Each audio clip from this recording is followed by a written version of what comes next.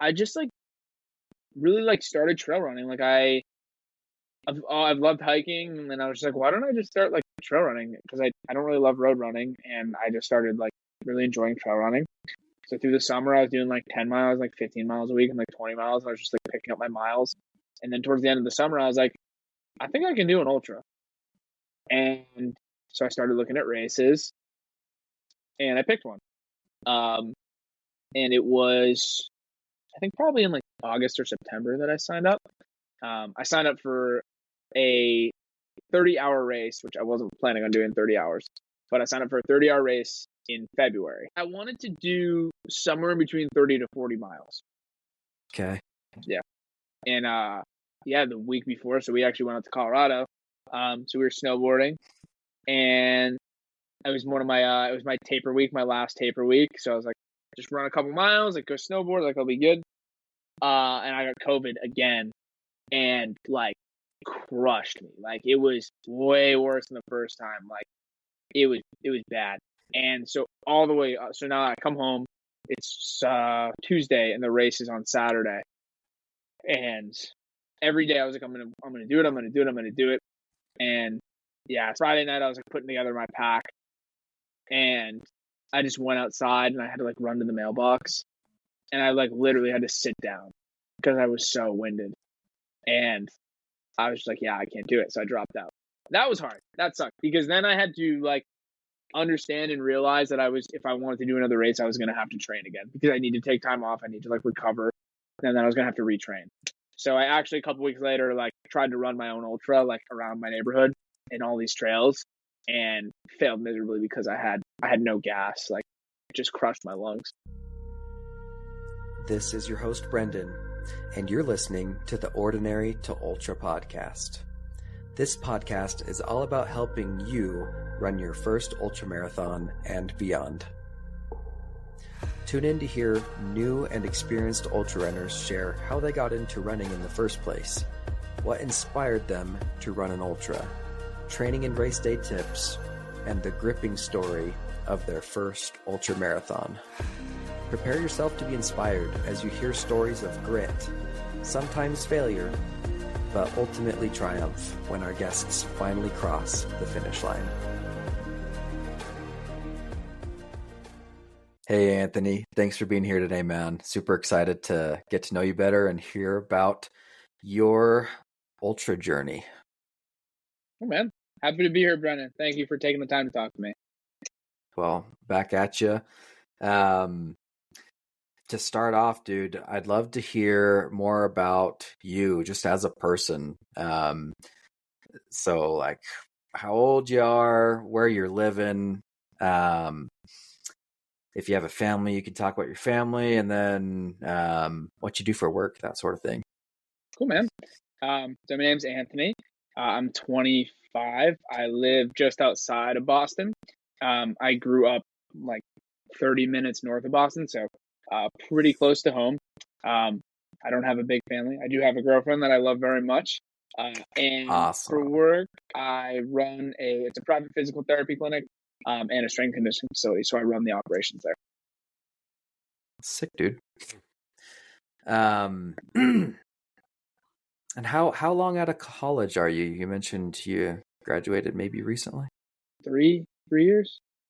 3 years. Okay. Well, yeah, 3 years. You're probably 25. Did you say how old you are? You're 25? Yeah, 25. Okay, cool. Yeah, I'm 27. I feel like we're similar age and stage in life, maybe.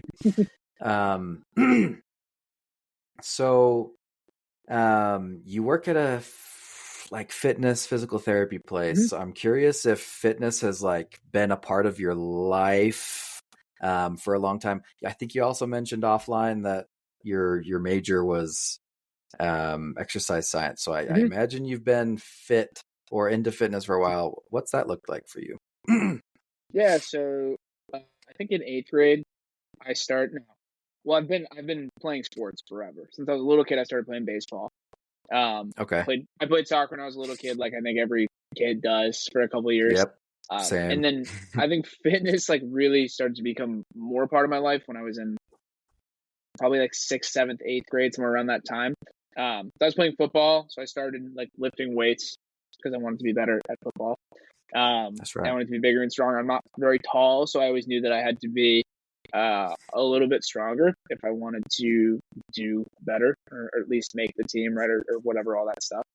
And yeah, around that Mm-hmm. time I started lifting weights. It's evolved a lot since then. So I think my first love was the gym and lifting weights. I loved football. I left high school, and I knew I didn't want to play in college. So once I got to college, I picked up kickboxing. I took a kickboxing fight when I was a junior in college. And then following that, I picked up Jiu-Jitsu, which I still train to this day. I love Jiu-Jitsu. I actually just got back from Jiu-Jitsu, so that's a big part of my life. And then, yeah, I picked up running, or I started running. I've always kind of ran off and on, but a couple of years ago, we ran the Disney Marathon, and that kind of like spurred me getting into running. And besides all of that, I've always been into like hiking, and just over the last like really 3 or 4 years, I've gotten a little bit more like extreme, not like super extreme, but like things have like gradually like built up to where we've done a lot of cool stuff, a lot of cool hikes and treks in different parts of the world, and that really kind of led me into ultra running. Okay. Sick intro. First I need to ask you what the Disney Marathon is. Where is that? In Disney World. Yeah. Disney World, okay. Yeah. Like Disneyland, Disney World. In Florida. And are you what does that look like? What park or parks are you in? Yeah, you run through all the parks. All of them? Oh. Yeah, so it was fun, but it's actually not. I don't think it was a great first marathon. I also had some injuries like leading up to it, but it like you run through the parks, but in between the Disney parks, it's just all Florida highway. So very flat, very straight, and the parks themselves like aren't necessarily huge. So you're doing 3 to 5K in the park and coming out and running on the highway. So it was okay. Connecting. Yeah, it was fun, but the course was like a loop here, then big stretch of highway, loop, highway, loop. Was it in the shape of Mickey Mouse? No, but that would have been cool. Would have looked cool on Strava if it was. Why didn't they plan that out? I think they should have. Dang, were there like fanatics dressed as like Mickey Mouse running in like everywhere? Probably, yeah, like full suit too, like the furry, like seriously, like with the feet too. Okay, like Florida. What I mean, this is hot. I imagine, right? So it's in January, so it's typically mild temps. We had a pretty cool morning, so it was like in the 50s when we woke up, but near the end of the day, it was like high 70s. 80 okay. Degrees. It got that is bearable, but still hot. Yeah, warm. Not like summers in Florida. Oh, what does it get to? Hot and humid. It's like Hundreds? 90 degrees. Yeah, 90? I can imagine it gets up there. Yeah. Okay. Yeah, I guess that's not where you're at. Typically, you just went down for that event. Yeah. Yeah. Okay, and then when was that? A year or 2 years ago? January of 23, I believe. Yeah, okay, January of 23, because not this January, but the previous January. Yeah, that's when that happened. And what made you want to do a marathon? So one of my best friends, Jake, is like a very talented runner. Like he's very fast. He's very good. He runs a lot more than I do, and he loves it a lot more than I do. But he had approached me and our other friend, and just had asked if we wanted to do it, and we both just said yes. So it was no more complicated than that. There was no I'd always wanted to do one. He just asked, and we said yes, and then we spent the money on it. That's how we committed. That's sick. I need to be like that more and be like, hey, you want to do this with me? I am getting a buddy of mine to like start to commit to stuff. I got him to do a half marathon with me, so I'm like slowly roping him in. It's what we runners do. Yeah. Okay, well that's really cool. And had you done any like half marathons or like smaller runs before that? You just jumped into it. Yeah, sometime in high school I had ran 13, like I ran a half marathon by myself. I was always in decent shape, so like I could kind of just pick up and do it. It wasn't like easy, but I could.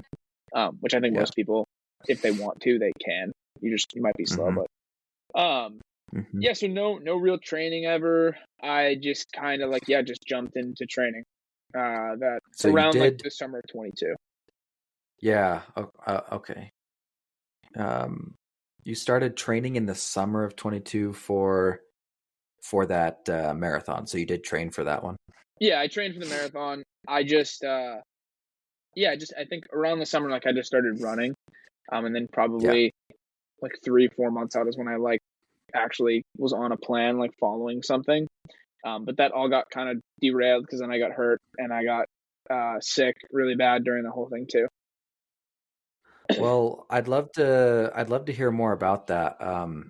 Like, what did your training look like during that training period leading up to the marathon, hmm and then what happened? What's this injury So crap uh, that went yeah, down? so I had gone out for like a 10-mile run. Like at this point, when I got hurt was before I really hopped on a training program. I'd gone out for like a 10-mile run, Uh, came back, felt great, and then the next day I just had this weird like pain in the side of my knee, and huh. it wasn't really uh, painful per se. It was just it like would affect my gait, and it was clearly a problem that I couldn't like push through, and it wouldn't go away. And it took probably like 3-4 weeks, and I remember I was like getting close to being, I think it was around like 12 weeks out of the race, and it was still a problem. And I had texted my friends, and I said, I was just like, I don't know, like if I'm going to be able to do this. Like I haven't really been able to train. Like I've been hurt. I don't know what I'm doing. And then that week it got better, and then I got sick. So I got COVID that like crushed me, and was sick for like another week or two, and it gave me pain again, like brought my pain back. And then so I really like I had hopped on a training plan like 12 to 16 weeks out, like somewhere in that period of time, but it all got derailed. So then when I was 8 weeks out is when I started actually training. So I had like no previous training ever. And I was like, I just need to like I gotta just go. Like I gotta see what I can do. At that point I was like, I'm gonna either get hurt and not be able to do this, or I'm just gonna be able to do it. So I just need to see what happens. And I got through it. So Let's go, dude. Make it yeah. happen. So, what did that 8 weeks look like? You know, a lot of people will like taper in the month before, but like you're probably like, I need to go hard all the way up to the So end to like get the training in. What kind of miles were you putting in every week? That sort of thing, it if you wasn't remember. anything big. I think I started with like a 15-mile week, and I tried to keep under like 20% jumps because um I know it's a lot. And I just accumulated straight up into the race. So I went like 15, like 17, 20, and I got up to about, I think I got up to a 30-mile week. So nothing crazy, but just tolerating miles. And then I tapered. So I just did essentially a 2-week taper. So I dropped to 15 miles, and then the next week was the race. And Okay. same thing happened during my ultra, which we can talk about when we get there, but my taper felt awful, like terrible. It felt awful. What do you mean? So same thing happened with my ultra, and I did actually a lot of research. I found a lot of people with similar experiences on Reddit. Just terrible, like super super tired, super fatigued, Oh. demotivated, almost like Uh. depressed, and Oh. Okay. yeah, like really really weird. And my legs were just so tired, like my quads were just really fatigued. And yeah, it's weird. Same thing happened to me again though, and like I think it might be something about me, but I know a lot of people have like kind of similar experiences. But it messes with your head when you know you're supposed to be feeling good and you don't feel good. Yeah. And you think that's because you're not getting like the runner's high because you're not running anymore, or like what do you think influences those feelings? So from what I've read, there's like a mixture of theories as to why people feel that way. A lot of people theorize that it's like a lot of psychology, where like you're harboring like a lot of anxiety and stuff about this race, and which I was, and your body just kind of goes into recovery mode and like doesn't want to come out of it. The other thing is like, you know, you're training really hard for an extended period of time, and then you come off of that and you're tapering, and your body is now just recovering, which is not easy, and like you're feeling everything that you might not have felt. And those were pretty much like the two big things that I found, but a lot of it was definitely psychological. But my legs, I felt like I couldn't move. Like it was not move, but I couldn't produce power. Yeah, like when I would. Interesting. So I do a lot of like plyos in my lifts, and when I would go to do plyos, I just couldn't like produce force. I couldn't jump. Like, I could, but it was like I felt like 10% as powerful as I normally would. Okay, plyos is short for plyometrics, I think, and I don't recall what type of movements that includes. Just jumping, or like exercises that include jumping. Yeah, anything that includes any sort of like jumping or like propelling your body through space. Okay, so you're sorry. Yeah, your power is low for some reason during this taper. That is weird. Don't know why. Yeah, my body's like, recovering. It'll probably be extra powerful, but boo. Okay. And then high level, like, how did the marathon end up feeling when it happened? So we spent the 2 days prior walking around Disney, which was horrendous. So we had I had 10 to 15 miles of walking for each 2 days prior. And then the bus comes to pick you up at 2:30, and I didn't sleep. I maybe slept like an hour. Yep. Oh God. So and eating Disney food, just worst possible circumstances. So we get to the start line, and I felt terrible. I felt horrendous, and first couple miles, like my heart rate was just out of control. I wore a chest strap too. Heart rate was out of control. Like I didn't sleep, so it makes sense. I was running 1 to 2 minutes slower than my slowest training runs, and it was messing with me psychologically a lot. And I just kind of like settled in, and I was like, okay, like this is what it is. Like I'm moving. Like let's just keep moving and see what happens. And there was a point in time from mile 2 to like mile 18 that I just like lost. Like I just was like gone. Like I wasn't. It was weird. So like at mile 2, I just kind of zoned out, and like not like a runner's high, but I just like was like super like flow state type of thing. Yep. And I just crushed like all those miles in the middle, and then I met a woman. Her name was Sarah. That was really cool, and we just talked for the rest of the race. Yeah, at mile 18-ish, you met that. Yeah, like 18. That lady. So the 2 to 18 was actually things were going well. Like what kind of pace were you shooting for? So the original goal was I wanted a sub-4 marathon. Excuse me. And I'm not a fast runner at all. Like if I go out for like an easy run, like 10:30s, like 10:30 miles, I'm not running like super fast. And so I was like, sub-9, and then like I got cut down in training with injuries and then all that stuff, and I was like, I just want to finish. Like I just want to like finish this race. I don't want to walk any of it. I just want to run this race. And so I started, man, and I was like putting out like 12-minute miles, like 12:30s, and I was like, I had never done that before, and it messed with me a lot. And I was like really upset. And then when I settled in around like mile 2, I was just like, this is what it is. Like I need to just stop. Like I just need to go. And I ended up like I negative split the whole race. So every mile I got faster. Better. Yeah. Wow. Thanks. So what were you ending at with your pace? Like right around 10-minute miles. 10 minute? Yeah. Nice, dude. So what'd you end with? I had just sub 5. So I think my average pace was like 11:10 or like 11:12 or something like that. I was like 4:50 something, which like everything considered, I was just happy. I was like, I finished, man. Like I didn't stop running the whole time, so I was pretty pumped. Yeah, that's a huge thing. Keeping that, just running the whole time and not taking the walk breaks that's a huge feat, I'd say as well. So good for you, man. And with all the freaking wrenches that were thrown into your training, how'd you feel when you crossed the finish line? It was weird. So I had expected to feel like this big, like emotional, and I kind of had that like a couple miles before, because around like 23, 24, I was like, I know I'm finishing, and I had this like it was like a pretty emotional moment where I just like was proud of myself. Like I had just like started to appreciate like all of the training, and like I was like, damn, like I actually like I pretty much did it. Like I'm almost there. And when I crossed the finish line, I just kind of like didn't feel much. I was just like, I'm like happy it's over. Like, um, so I had that like moment prior to actually crossing. So yeah, but it was nice. I was happy I finished. Good. Thanks for sharing that. I ask everybody usually how they feel when they cross the finish line because it's totally different for everyone. And I want people to be aware of that because I think we all, you know, without considering it, we'd all think when we cross the finish line of a marathon or our first ultra or something that we're going to have this heavenly experience where we're like, I am amazing. And you're like triumphant and you're crying with your family. And it's like this crazy.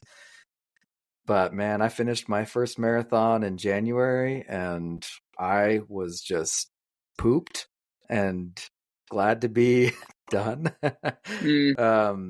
Like minorly proud that I finished. I was like, yeah, like I finished. I think I knew I could finish. So I don't know. Weird. It didn't feel transcendent to me. No, I mean, same here. Same with the ultra. It's like you expect this like huge like rush, and then I just didn't get it. And like I had my moment, like I said, but there was no like big, huge, like grandiose, like like wave of emotion that hit me when I crossed. Well, thanks for sharing, dude. I've pondered on this a little bit over almost 20 episodes with other people, and I think one of the things that I think the reason sometimes we don't feel that is if we didn't go through a hard wall or some serious self-doubt, then you probably don't get that moment of super sad. I think a lot of the time, I think you have to have that super down moment to have the super up moment. For sure. If that makes sense. Like from the stories that I've heard of other people who do have those moments, it's, man, I didn't even think I was going to finish. And then I finished with 15 minutes left on the clock. And it was like amazing that I finished the ultra, you know? Anyway, interesting stuff. So you finished your marathon, and that was in January of 23.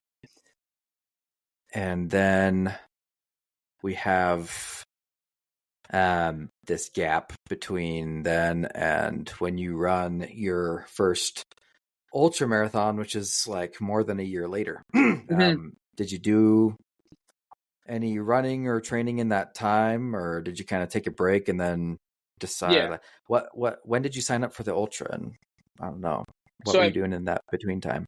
From January of 23 to like mid of 23, like August or so, I didn't run at all. I was training jiu-jitsu. We had planned a couple big trips. Like we had a huge hiking trip in the summer of 23.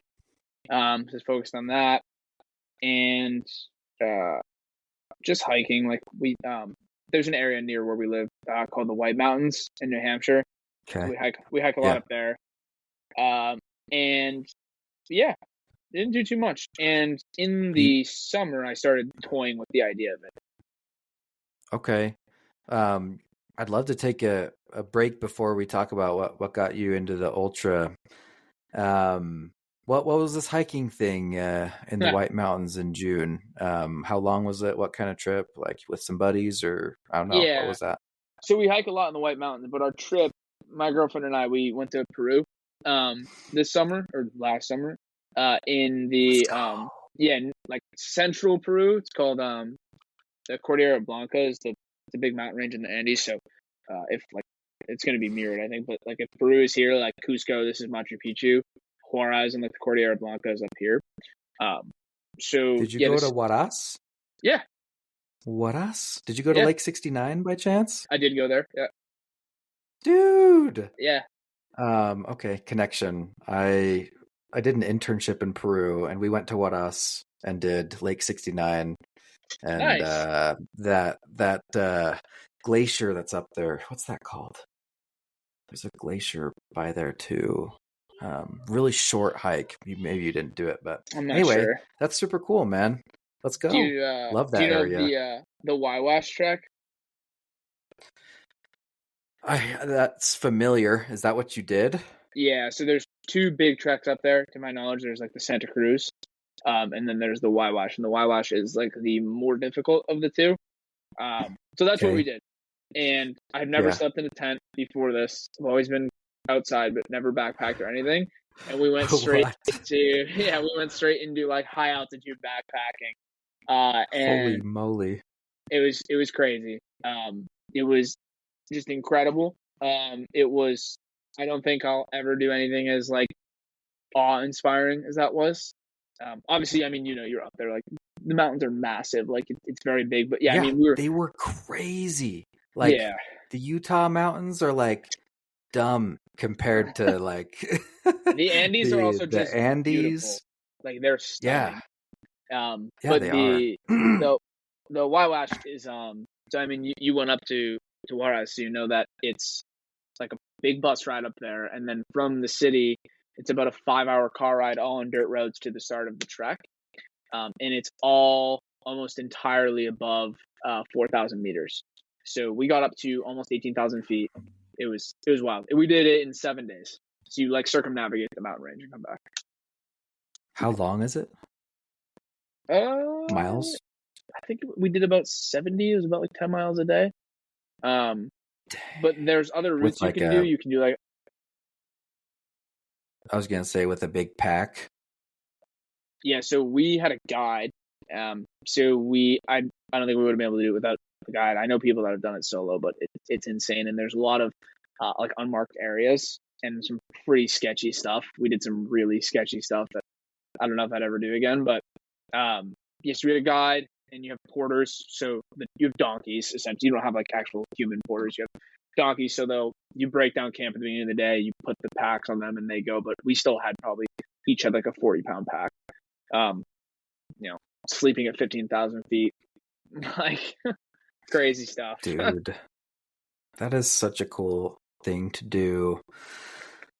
I respect it. I wish I could have done something like that when I was there. Probably could have. I just didn't have the imagination while I was there. I was like, let's just do some short hikes. And then we did 2 weeks traveling like the rest of Peru. It's like Machu Picchu to the Rainbow Mountain.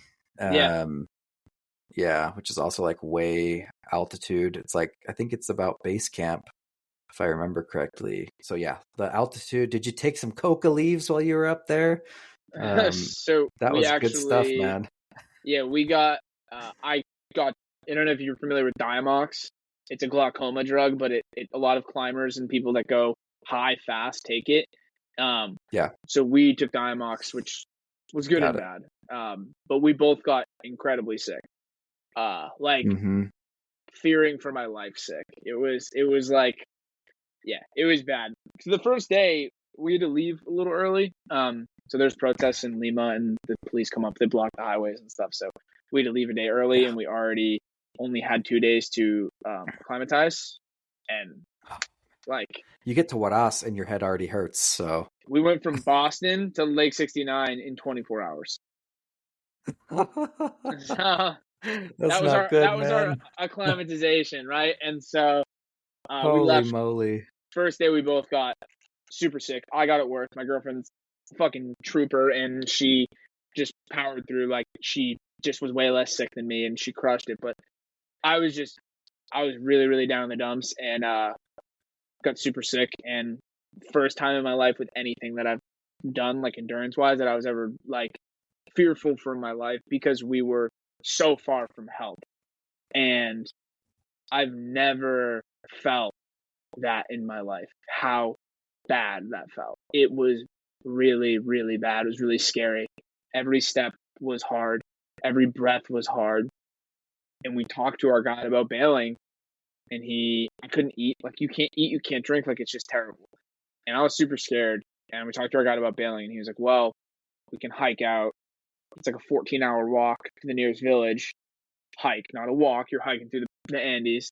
And then you're like a couple days from a car to come get you, to help you. And it's just like, what do we do? So we just went to camp that night. He was like, we can just keep going to camp or we can start to figure it out. And I was like, let's just go to camp. We went to camp, slept, woke up, felt a little better, and then just like rinse and repeat until the end. And we got through it.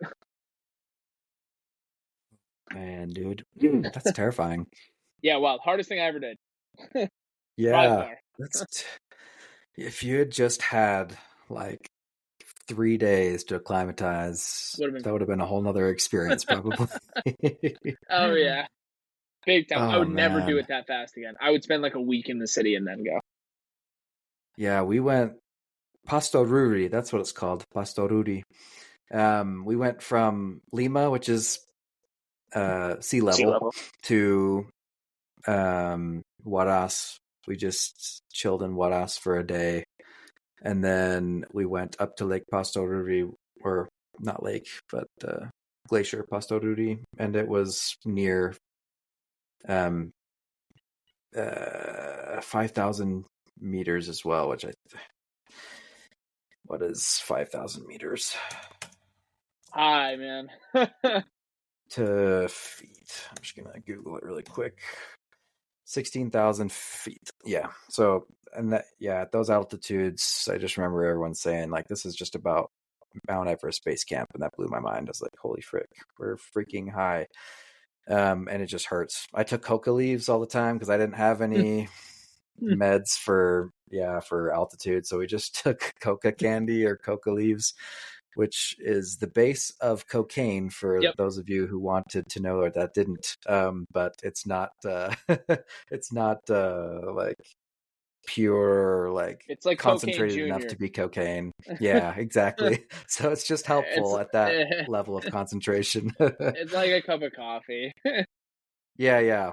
But it was anyway. It was funny when we were in Lima. We bought a little bit of coca leaf tea, and I put it in my bag. Yeah, to take it home. And then we were about to pack up, and I was like, "Oh, like that's a Schedule 1 substance. I can't fly with that." Yeah, you could get in trouble probably with that. Yeah, I just wasn't thinking about it. And then my girlfriend was like, "Yeah, I wouldn't have thought about it." Yeah, that's so funny. Dang. Well, thanks for sharing that, dude. That's a super cool thing. And people who dig ultra running and trail running, like this audience does, like we love adventuring, and that's a sweet adventure. So, you've done a couple other backpacking trips too, I think you mentioned, or that's the big boy? We've done hiking trips, but no real backpacking. But for sure, if you get the chance to go back out there, I would totally. It's the most beautiful thing I've ever seen. Like it is just crazy. It's crazy out there, and there's not that many people because it's very hard and it's tough to get to. And anyone who likes that type of stuff should 1,000% do that at some point in their life. But what made you choose that? So much to my girlfriend's displeasure, I guess. I think I looked up like hardest hikes or hardest treks. In Peru, and it was like everyone was like, "Oh, it's so hard, yeah." Because we knew we were gonna go to Peru, and got it. That one popped up, and it was like all the whatever I read about it was like, "This is the hardest, but it's the most beautiful." Like hardest, but the most beautiful. Like, so I picked it, and then we did it. So that's why, dude. That's crazy. There were some sweet treks into Machu Picchu as well that I wish I had done. There were like 3-day treks that you can do to hike into Machu Picchu instead of like take the train. I didn't take the train. I took like a van, and then I walked along the train track to Aguascalientes, which is at the base of Machu Picchu, and it was still awesome. Machu Picchu was a spiritual experience, honestly, because of how incredible it is. Jungle mountains and this ancient silhouette. It was just crazy. But I wish I had done like some sort of trek into it to make it like a hiking experience. We had I had one really big moment on that trek where it's called the San Antonio Pass. It's a big high pass, super steep to get up, and it opens up to probably my favorite view of the entire trek. Just huge, big, just grand view of these mountains and glaciers and lakes. And that was like the most, I got like super emotional. I've never been that emotional, like with like a physical thing. And I just like started crying. Like it was crazy. That was Anthony like lost it. 4-ish. So I had like come Anthony's out of like, I'm alive and this is beautiful. yeah, Yay. that was cool. Yeah. That's awesome, man. Yeah, I think the only things that have brought me close to tears in the last like 5 years have been beautiful landscapes. Something about that just hits Pretty me. cool stuff. Okay, so you did this sick Peru trip, and then you came back, and we're in June, July, and what led up to you signing up for this ultra race thing? Yeah, so I had always been, funny enough, that ultra group that I posted in that you found me in. I've been a part of that Yes. group for a while. I can probably check Okay. and see the date, but I joined it as a joke because I thought it was like people were funny. Like I thought it was crazy, like all these people that were running these races, and I thought it was interesting. Like I was really captivated by like the stories and like what, but I never had any intention on running a race ever. Yeah. I just thought it was cool. Like it was funny to me, like how crazy people are, and then it was also interesting to read all these stories. And I remember one of the first stories I read was about someone hallucinating on a 250 miler. And I was like, what is this? Why? And then I just like really like started trail running. Like I've loved hiking, and then I was just like, why don't I just start like trail running? Because I don't really love road running, and I just started like really enjoying trail running. So through the summer, I was doing like 10 miles, like 15 miles a week, and like 20 miles. And I was just like picking up my miles. And then towards the end of the summer, I was like, I think I can do an ultra. And so I started looking at races, and I picked one. And it was, I think probably in like August or September that I signed up. I signed up for a 30-hour race, which I wasn't planning on doing 30 hours, but I signed up for a 30-hour race in February, which I didn't get to do. I had to drop out of that. I was sick. So I got sick the week before that, really bad. Oh, so you canceled like the week before? Yeah, so this training was going super good. Everything was awesome. I was super stoked. Like were the you weather. What were you saying? Sorry, were you planning on a certain distance? Yeah, I wanted to do somewhere in between 30 to 40 miles. Okay. Yeah. And the week before, so we actually went out to Colorado. So we were snowboarding, and it was it was my taper week, my last taper week. So I was like, just run a couple miles, like go snowboard, like I'll be good. And I got COVID again, and like crushed me. Like it was way worse than the first time. Like it was bad. And so all the way, so now I come home. It's Tuesday, and the race is on Saturday. And every day I was like, I'm gonna do it. And yeah, Saturday Friday night I was like putting together my pack, and I just went outside and I had to like run to the mailbox, and I like literally had to sit down because I was so winded, and I was just like, yeah, I can't do it. So I dropped out. That was hard. That sucked because then I had to like understand and realize that if I wanted to do another race, I was going to have to train again because I need to take time off. I need to like recover, and then I was going to have to retrain. So I actually a couple weeks later, like tried to run my own ultra, like around my neighborhood in all these trails, and failed miserably because I had no gas, like it just crushed my lungs. And then I signed up for another race. I'm so sorry. It's part of it. It's part of the experience. It made it cooler when I finished. Yeah, you're like, I finally made it. Yeah. Oh my goodness. I have a friend signed up for I think it's her second half marathon tomorrow. She's trying to push like better times at just the half marathon distance, and she got sick like a few days ago, and she's like feeling like she's probably over it, so she's gonna go anyways.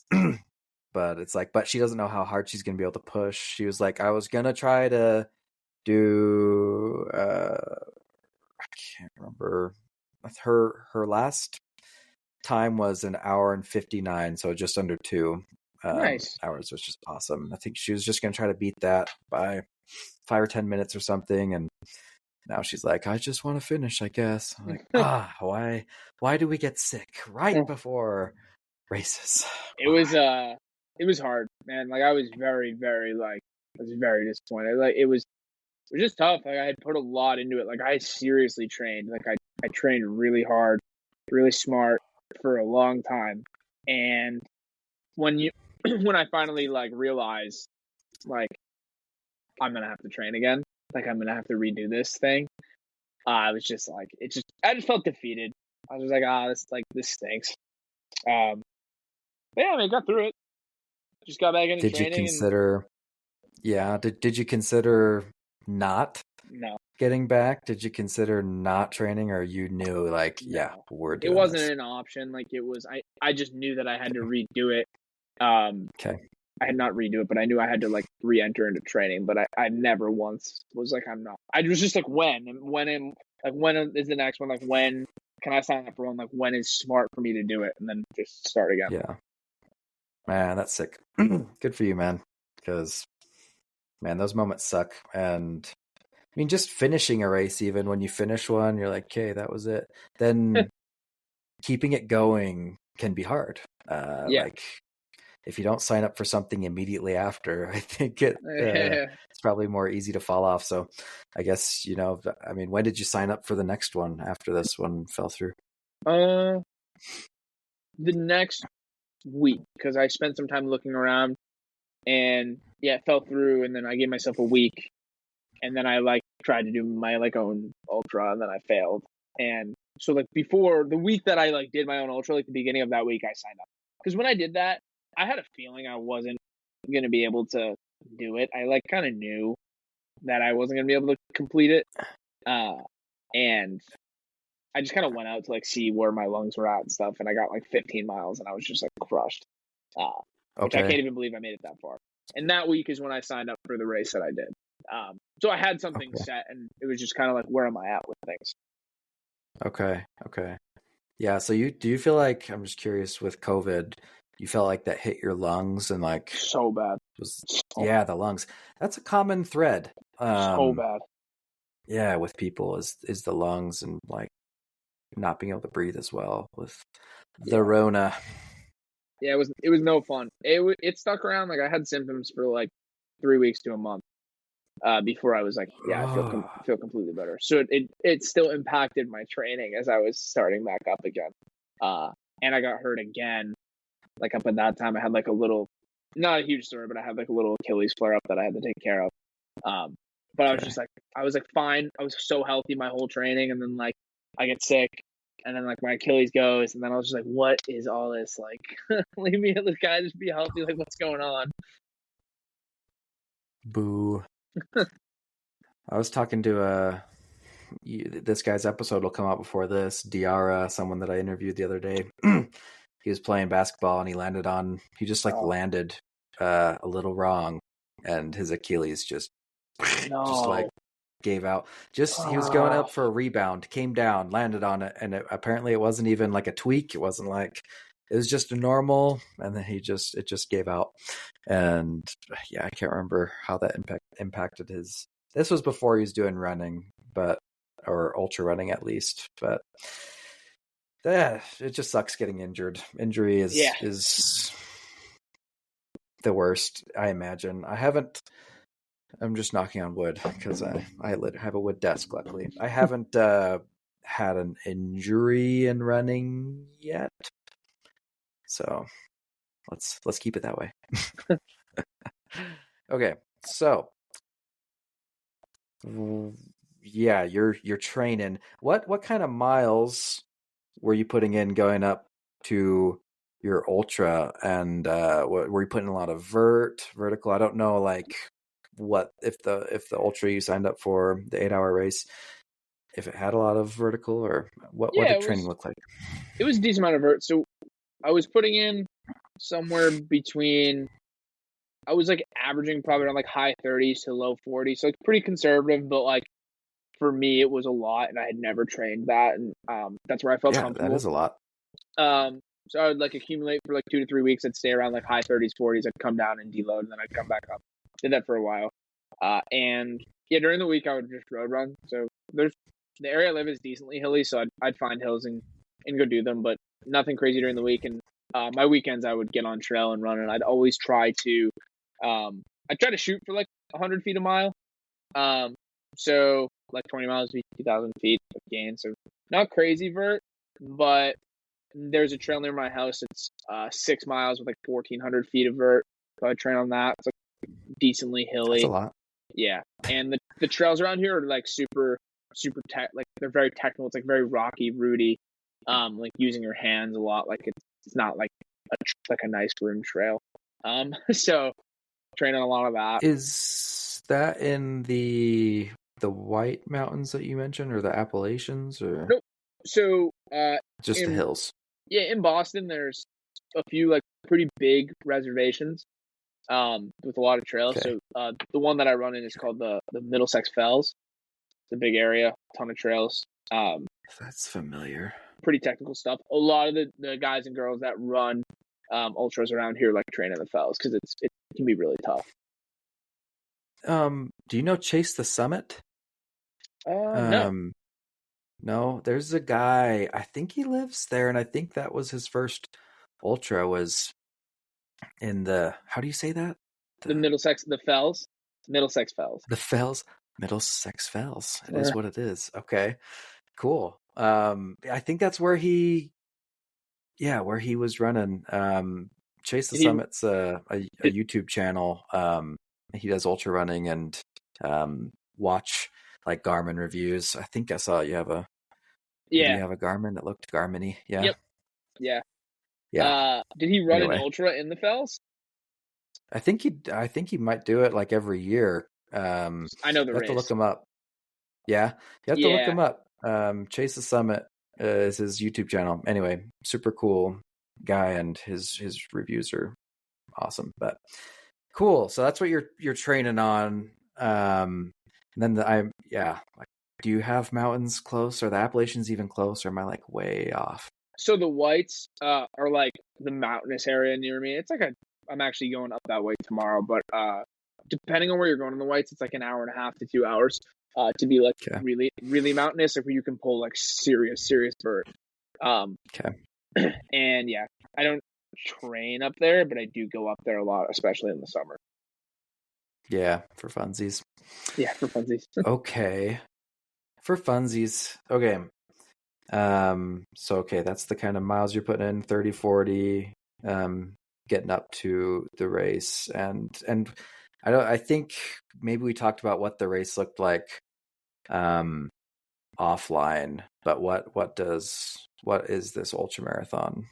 Yeah, so the one that I ended up re-signing up for, or not re-signing up for, but the second one that I signed up for was an 8-hour race, a 5-mile loop, which I was not happy about. 5-mile loop as many times as you can within 8 hours, and there was like a cutoff for your last loop. Nothing crazy. It was like 500 feet per loop, so it was like 100 feet a mile, which is I had trained on that and tougher than that. Okay. So not crazy vert. The one thing is the day of the race, it absolutely poured. So. Oh man.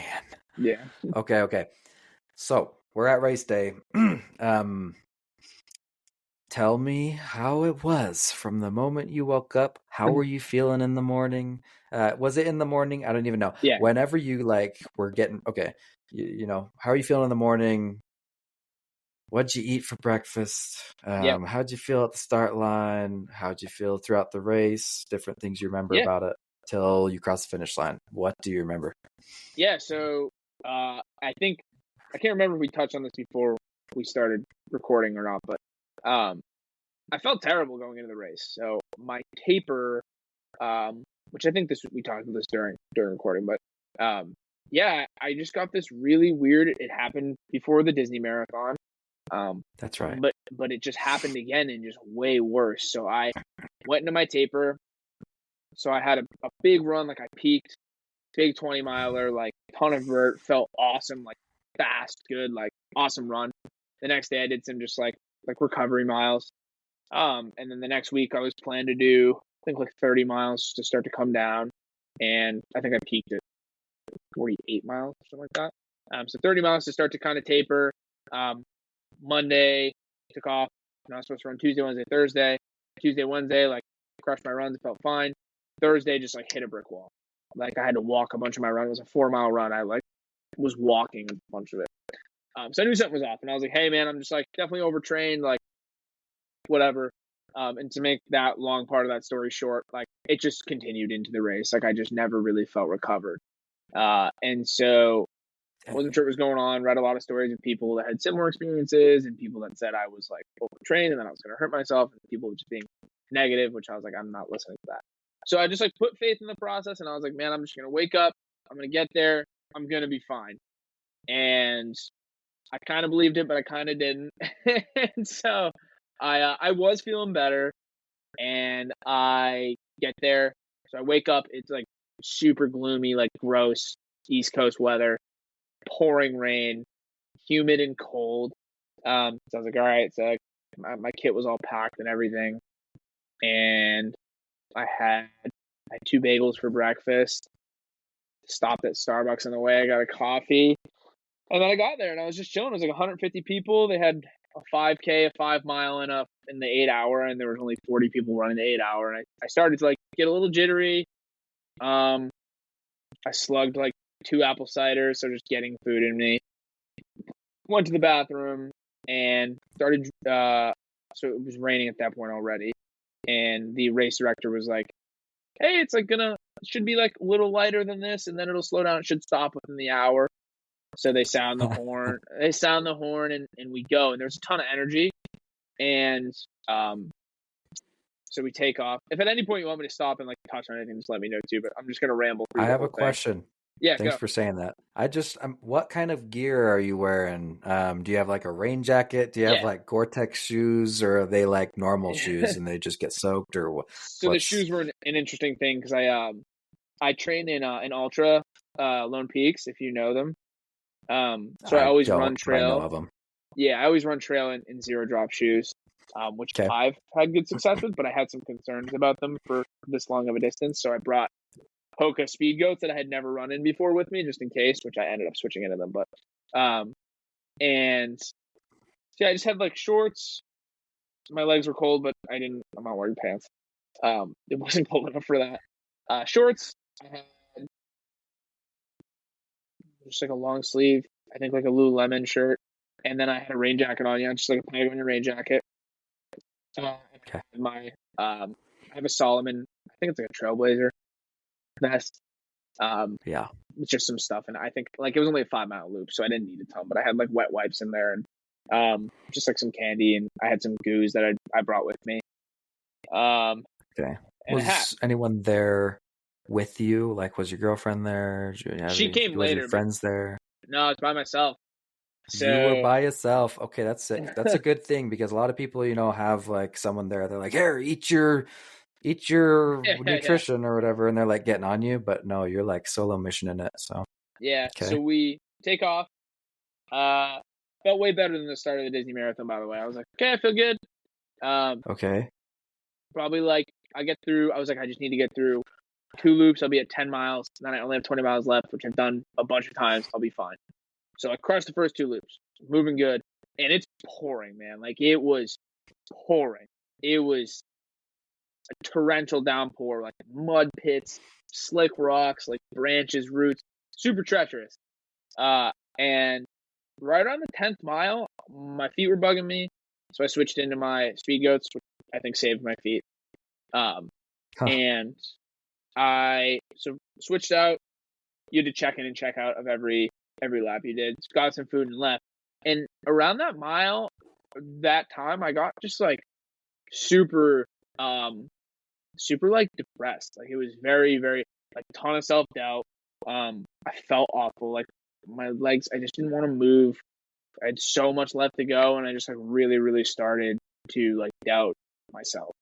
And that was really hard. Like I'm not gonna lie, I've never ever experienced like that level of just like sad. I was just sad. It was weird. And a lot of it was self-doubt. And I thought a lot about my time in Peru and like how this is way easier than that. Like I'm not fearing for my health here. Like I'm running in the woods and I'm going to be fine. And so just talked a lot to myself. I purposely didn't listen to music until the very last loop. So just kind of trudged through, and I was like, I just need to get to mile 20. I was telling myself, I need to get to mile 20 and I'm done. Because once I get to 20, I only have one loop left until 25, and then the last loop doesn't even count. So I'm done at that point. Sick. And I picked up speed. I was negative splitting again, and got done with my fourth lap. I was at 20 miles. My girlfriend was on her way, so I was texting her. Stopped raining. Sun came out. Still muddy and stuff, but so almost the entire time it rained. And fourth lap, I started to slow down a little bit. Like I was walking a little bit, but like I walked uphill the whole time anyways. And fifth loop came around, and I was just like super happy at that point. I was like, yeah, I'm done. Like I made it. Purposefully waited to put on music until like the last half of that lap, so I played like one of my favorite songs ever. And I had like that moment, which was way stronger than the marathon, just because of all of the issues leading up to this. And this was a way harder event. Yeah, and I just like flew through the finish line. I felt good. My girlfriend was there. She had a bunch of donuts, and she had our dog, Rocket, who's the man. And yeah, I was super stoked. And went home, felt pretty good. We got dinner that night. Like, no real big things. I've had some like foot problems since the race, but nothing bad. But yeah, I had same thing. Like, I had a really big moment, like a couple miles before the finish line, and then like just ran through the finish. I was just happy to be done. And I was just like stoked that it was that I finished. It's pretty cool. Had the moment. I'm glad you had the moment. And I think I'm right, because you had the downs that time, like really hard. Yeah. And then you had the moment. So I think I landed on something. Yeah. Anyway, not to turn the spotlight over here, but man, good for you, dude. You did. And like, this is an 8-hour race. So did you finish your 50K? Like, well, that was, how many loops is 30 miles? 6? Yep. So did you do like a little more to get yeah. No, or you didn't even have to. I mean, that was an ultra marathon, but did you do a little more to get the 50K? Yeah. You did. Yeah, I ran around a That's little so bit. funny. I had so much left in the tank, man. When I finished, like I did a really good job managing my energy. I did an incredible job fueling. Like, I'll pat myself on the back for that. Like, I was super on top of food. I had no GI issues, which I've had in training. So super proud of myself for that. I did chafe really bad, which was not good. But so I was trying to eat 400 calories an hour. It was like my goal. So I had gels with me. So I'd take a gel every 20 minutes, which would get me to 300. And I would stop at the aid stations, and they had like flat soda and candies and things. So there was an aid station 2.5 miles in, and then there was like the start point, which had way more stuff.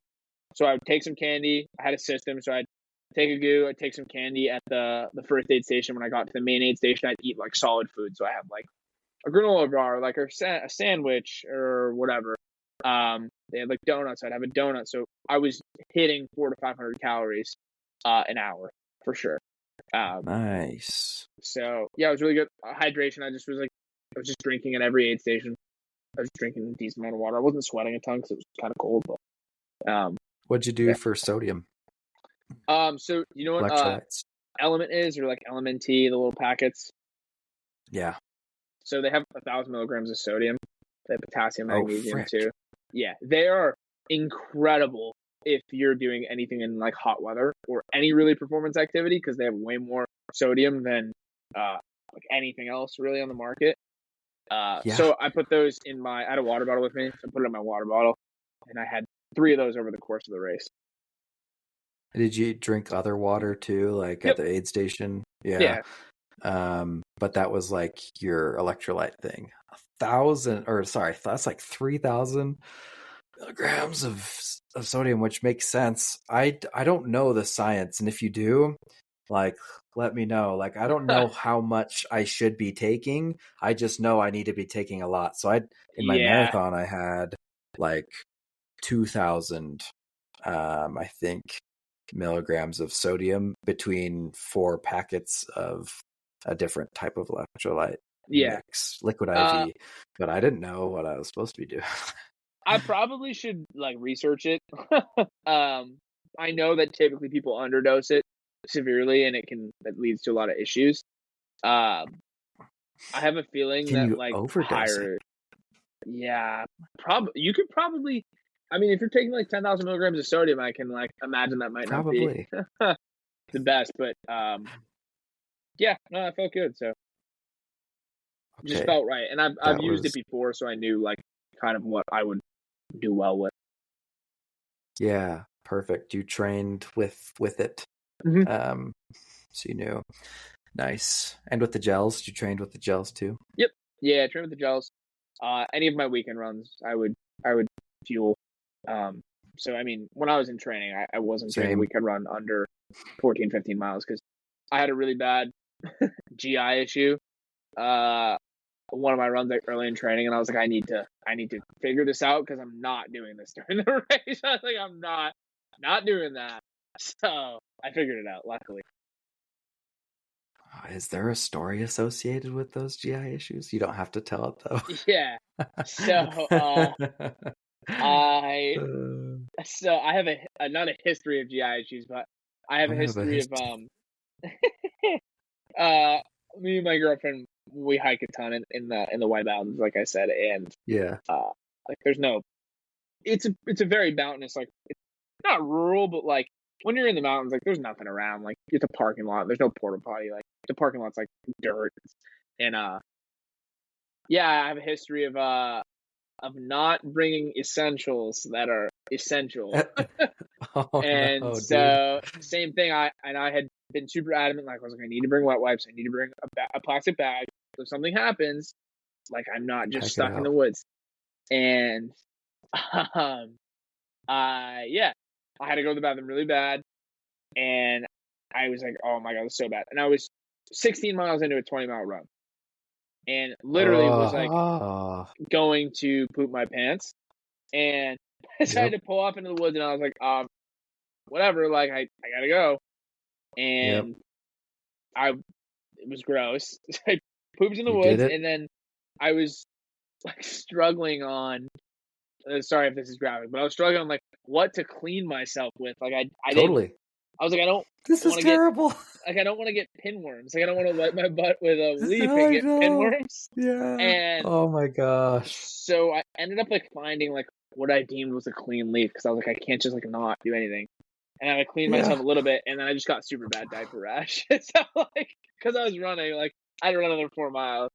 So that sucks. So that sucks. After that, I was like, this cannot happen again. Like this absolutely cannot happen. Which is why earlier I said in my pack I had wet wipes, just in case. Yeah, buddy, he's ready. Dude, so dumb. Yeah, don't feel embarrassed, man. If you haven't noticed already, in like, you know, the ultra running Facebook groups and like with runners, like poop is a common topic of discussion. Dude, I was on a 6-mile run. It was like just from my house, and I was like a mile in, and this was when I first started doing longer, like 6 miles, like a longer run for me.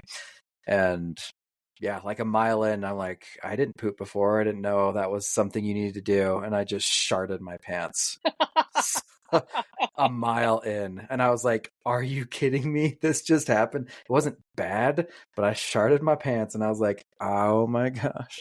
And I was like, I'm not going back. I got crap to do. I've got a run to do, you know? So I just kept going. Until I got back. It just happens, man. And then I've been on longer runs where it hits you so hard, and then I'm like doing like the awkward hobble for like a mile to like get the feeling to go away, and then I can run again until I can finally find a bathroom. Now I'm bringing wipes just in case on the trail runs, but often I'll just be on road, and then it's like now I can't be pooping on the side of the road, so I gotta like find a bathroom. Yeah, right. Bathroom. That's worse, because in the woods, like you can at least like it is worse. Go in the woods. Like you don't, you know, as long as it's a secluded area, like you can just go find somewhere. On the road, it like you gotta like plug in like where's the nearest McDonald's. Like you gotta find somewhere to go to the bathroom. Exactly. dude, if you're in the neighborhoods, you're screwed. You're not going to go knock on someone's door and ask if you can please let poop. me in. Dude, that is worse. That is so funny. Thanks for sharing that. Yep, everyone, it's a thing. Pooping is so important. I try to poop 2 times before I go on a long run. Yeah, I always try to go before. I do like to drink coffee because it makes me poop before typically. Yep. And I always just feel better after. Like if it's not fun to run if you like think you might have to poop. And then typically with me, what'll happen is like I'll run and I'll feel it, and then I like try to do that thing where I get to go away and it just gets worse. And then you get to a point where it's like, oh man, like I'm dying. Yeah. I know that too well.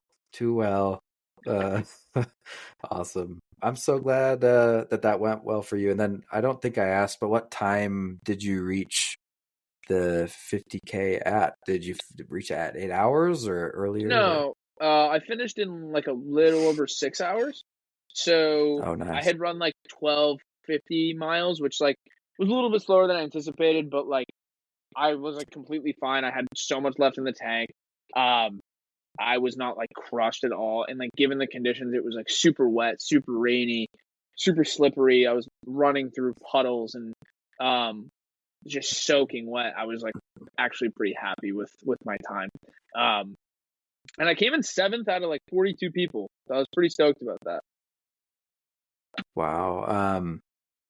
In like distance or how so was that? They ranked it by distance, so like how much you finished. Yeah. So it was like a couple people did like 40, a couple people did 45, and a couple people did 30. But even among the 30s, I was in like the people that did 30, I was in like I was pretty much at the top of the time. So I was pretty happy with that.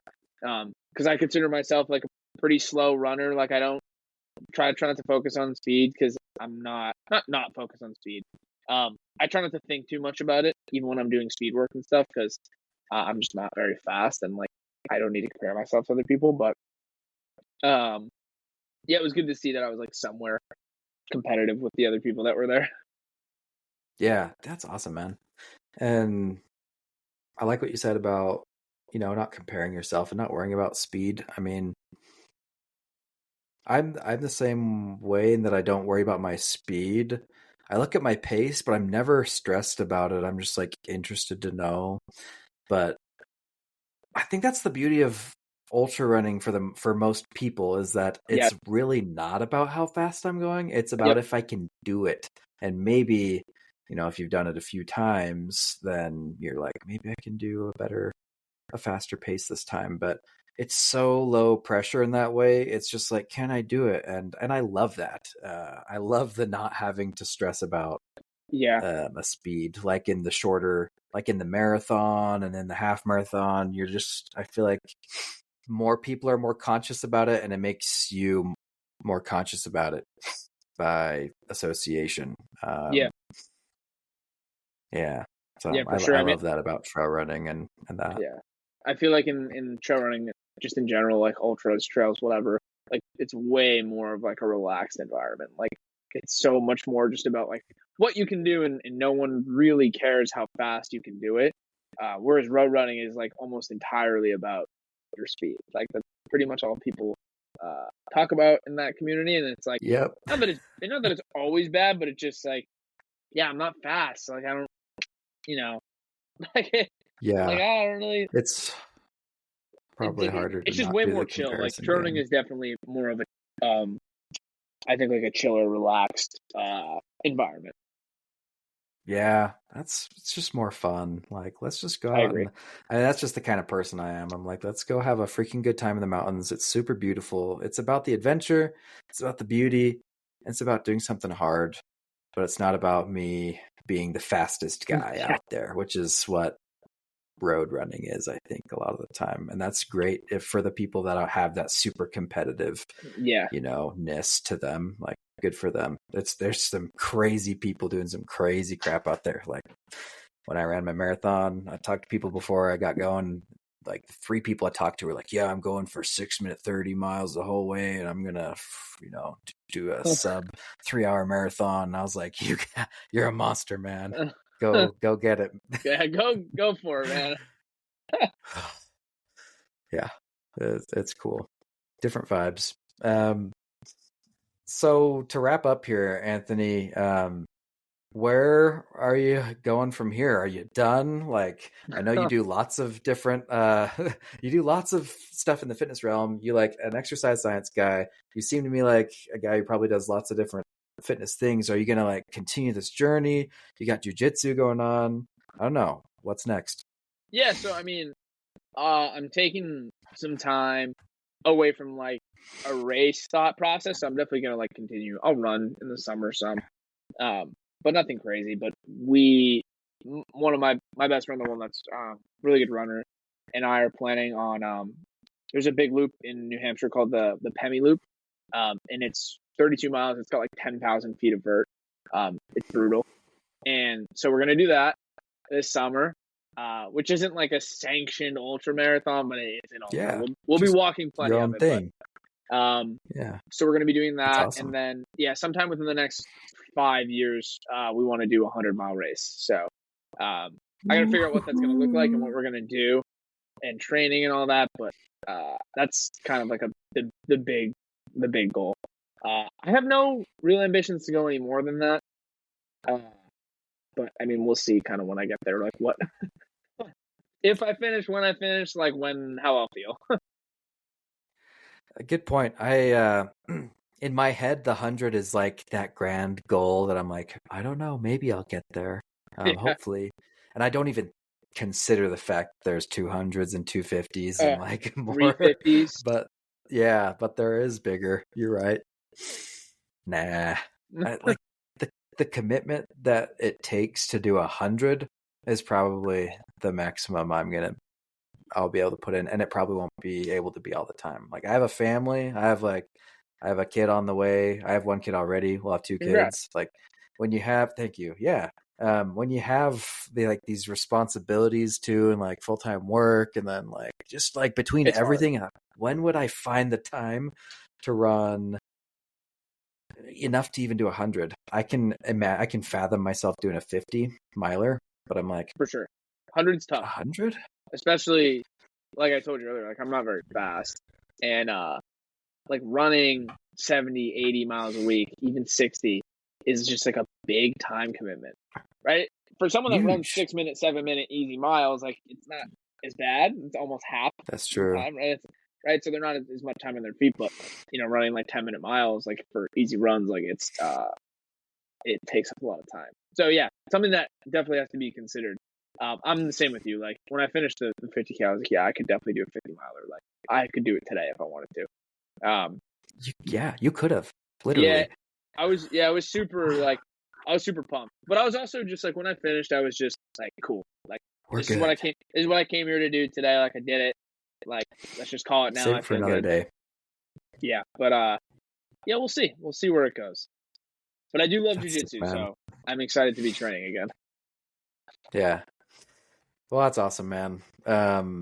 Props to you. Good luck on that run that's coming up for you in the White Mountains, that 50K distance. That's sick. And stay in touch. If you remember me whenever you get to your 100 miler, let's have you back on, and sure thing, man. You can talk about how you went, from the very beginning to the 100.